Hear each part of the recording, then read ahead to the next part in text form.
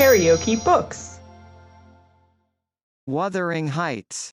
Emily Brontë. Audiobook. Chapter 14. As soon as I had perused this epistle, I went to the master, and informed him that his sister had arrived at the Heights, and sent me a letter expressing her sorrow for Mrs. Linton's situation, and her ardent desire to see him, with a wish that he would transmit to her, as early as possible, some token of forgiveness by me. "Forgiveness," said Linton. "I have nothing to forgive her, Ellen.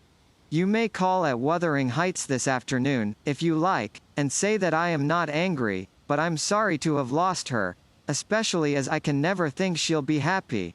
It is out of the question my going to see her, however. We are eternally divided, and should she really wish to oblige me, let her persuade the villain she has married to leave the country." "And you won't write her a little note, sir?" I asked, imploringly. "No," he answered. "It is needless.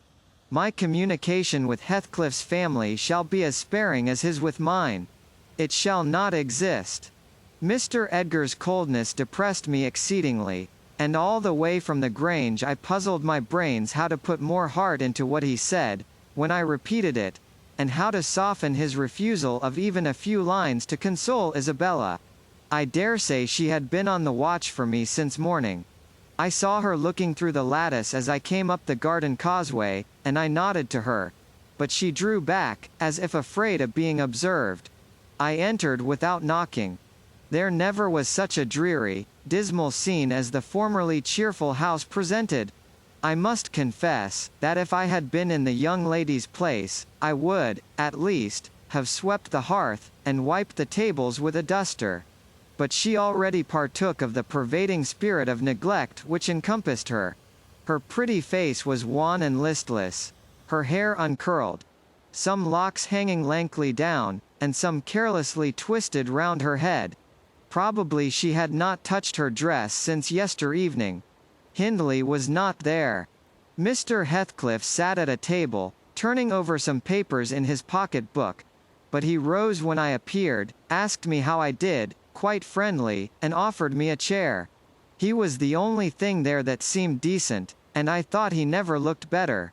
So much had circumstances altered their positions, that he would certainly have struck a stranger as a born and bred gentleman, and his wife as a thorough little slattern.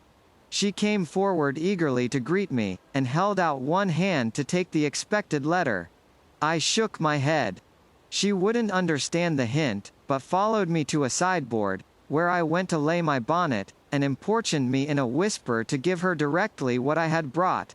Heathcliff guessed the meaning of her manoeuvres, and said, "If you have got anything for Isabella, as no doubt you have, Nelly, give it to her. You needn't make a secret of it. We have no secrets between us."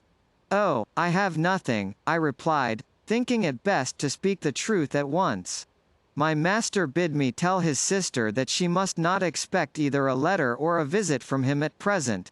He sends his love, ma'am, and his wishes for your happiness, and his pardon for the grief you have occasioned, but he thinks that after this time his household and the household here should drop intercommunication, as nothing could come of keeping it up."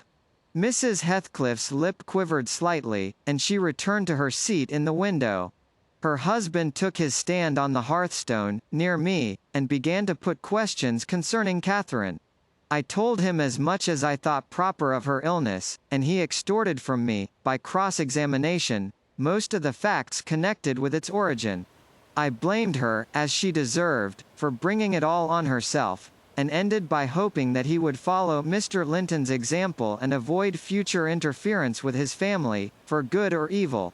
"Mrs. Linton is now just recovering," I said. "She'll never be like she was, but her life is spared, and if you really have a regard for her, you'll shun crossing her way again.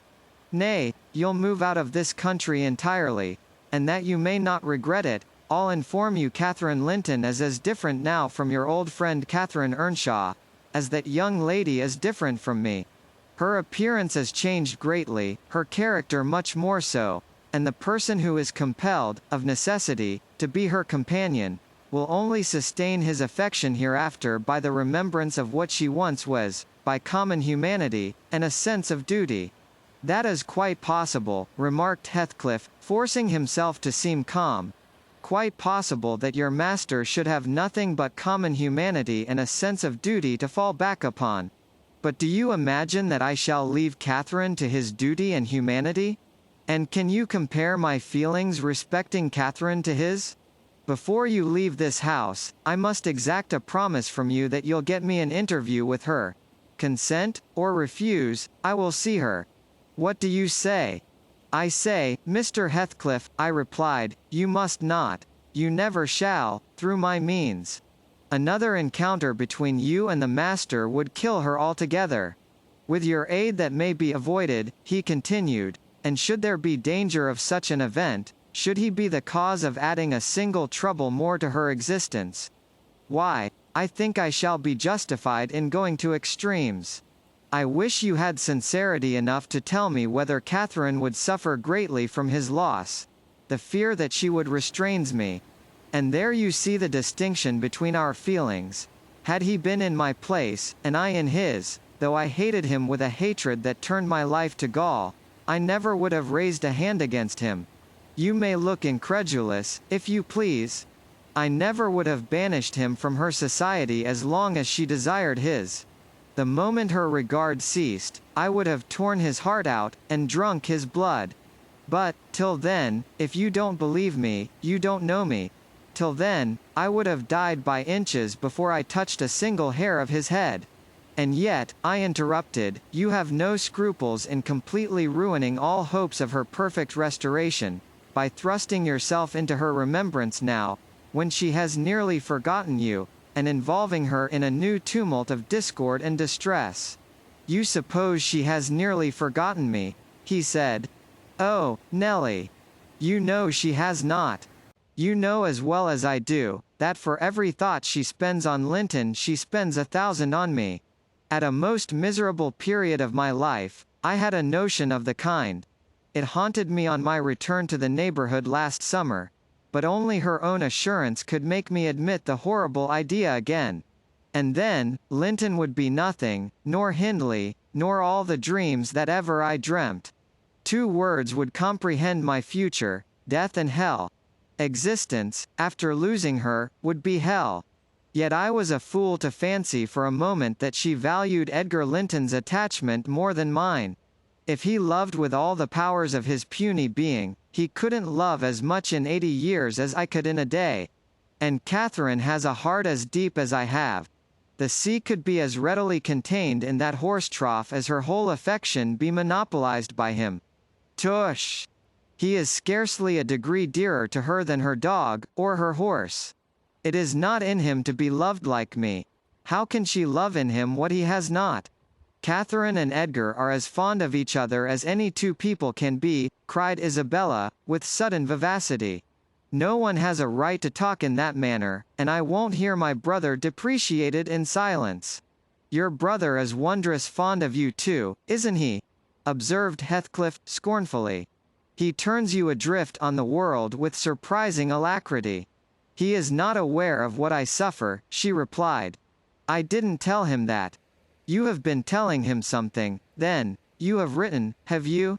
To say that I was married, I did write, you saw the note. And nothing since? No. My young lady is looking sadly the worse for her change of condition, I remarked. Somebody's love comes short in her case, obviously. Whose, I may guess. But, perhaps, I shouldn't say. I should guess it was her own, said Heathcliff. She degenerates into a mere slut. She is tired of trying to please me uncommonly early. You'd hardly credit it, but the very morrow of our wedding she was weeping to go home.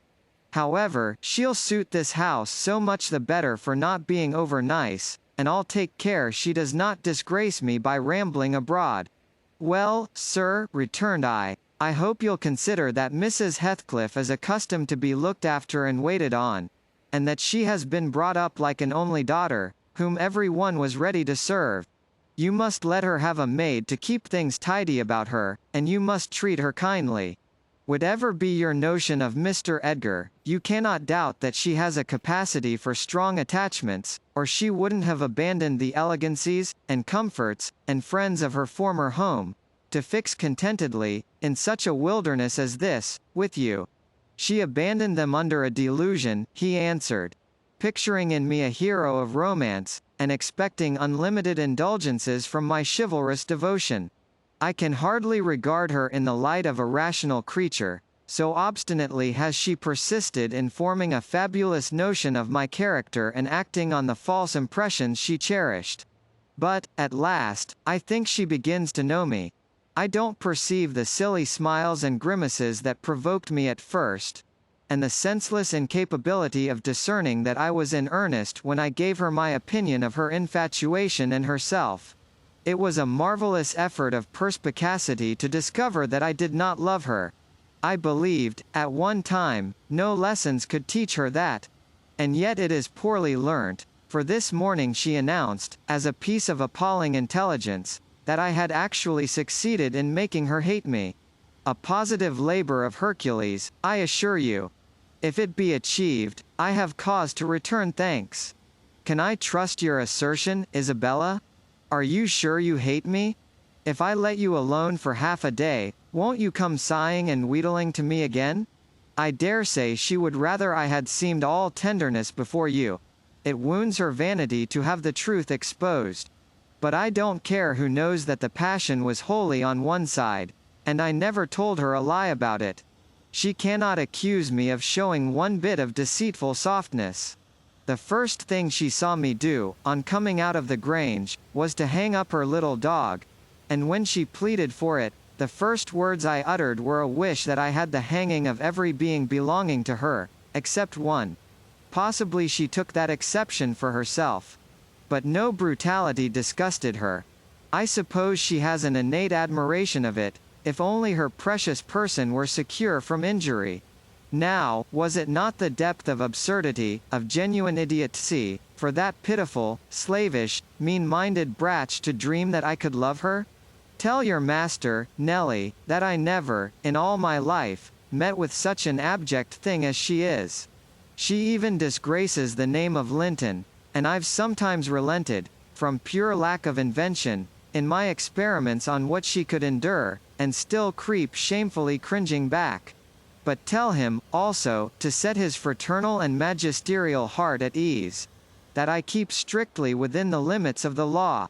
I have avoided, up to this period, giving her the slightest right to claim a separation, and, what's more, she'd thank nobody for dividing us.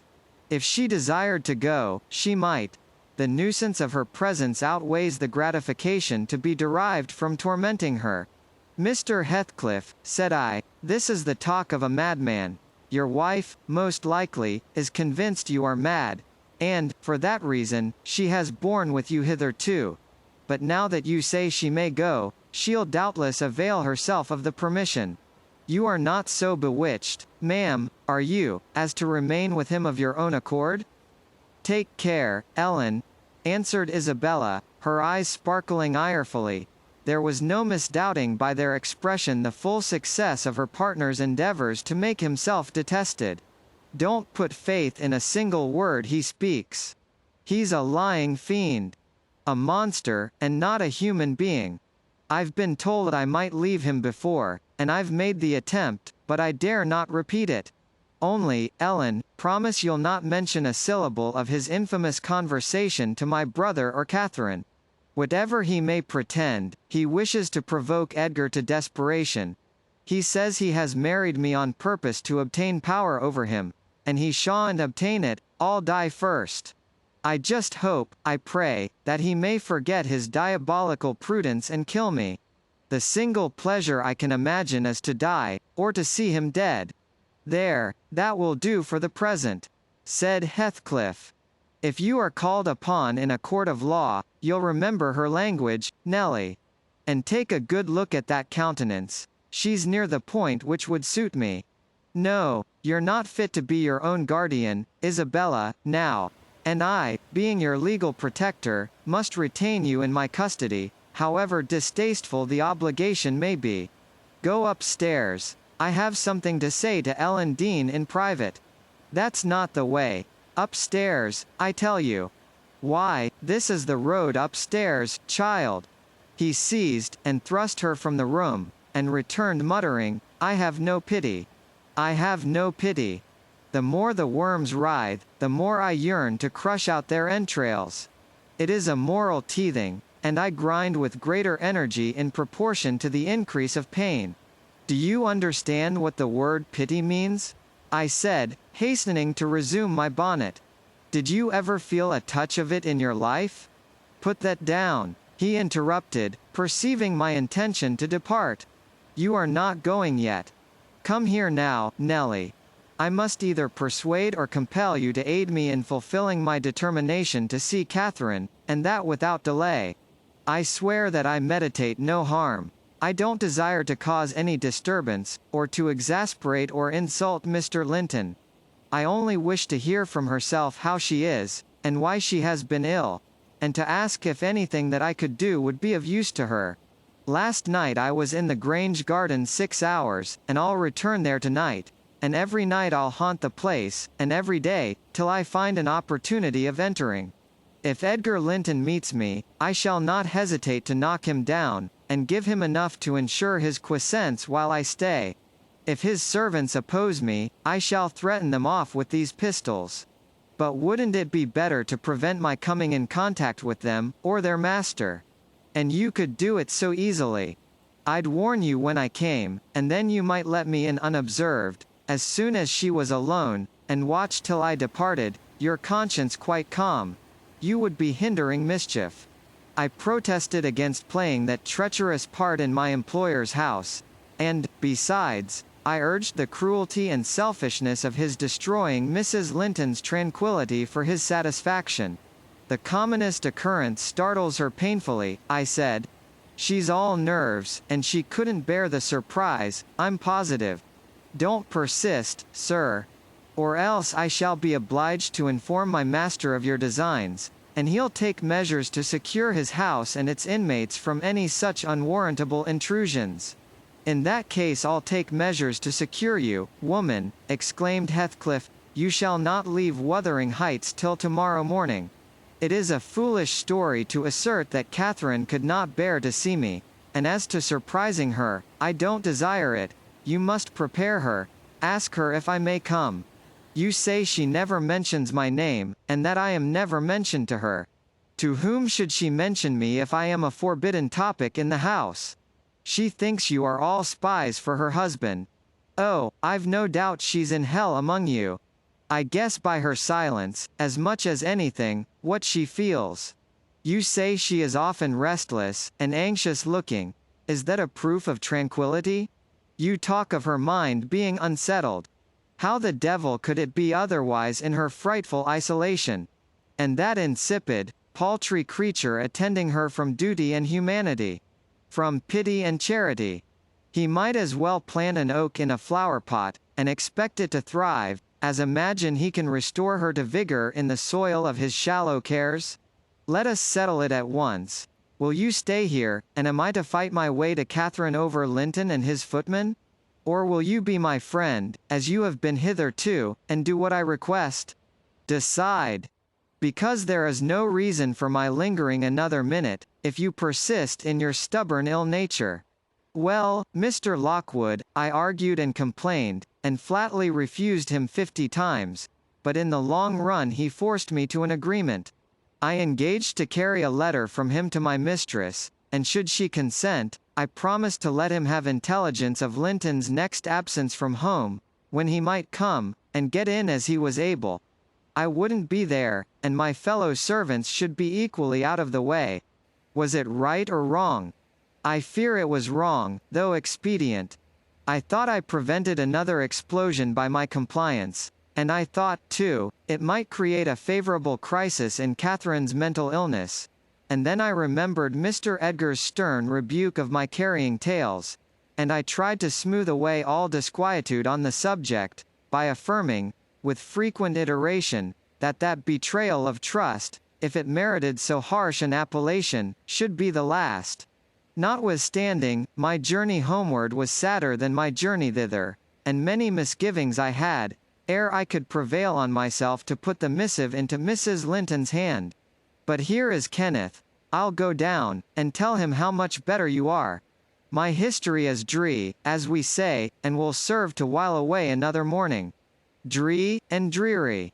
I reflected as the good woman descended to receive the doctor, and not exactly of the kind which I should have chosen to amuse me. But never mind. I'll extract wholesome medicines from Mrs. Dean's bitter herbs, and firstly, let me beware of the fascination that lurks in Catherine Heathcliff's brilliant eyes. I should be in a curious taking if I surrendered my heart to that young person, and the daughter turned out a second edition of the mother. KaraokeBooks.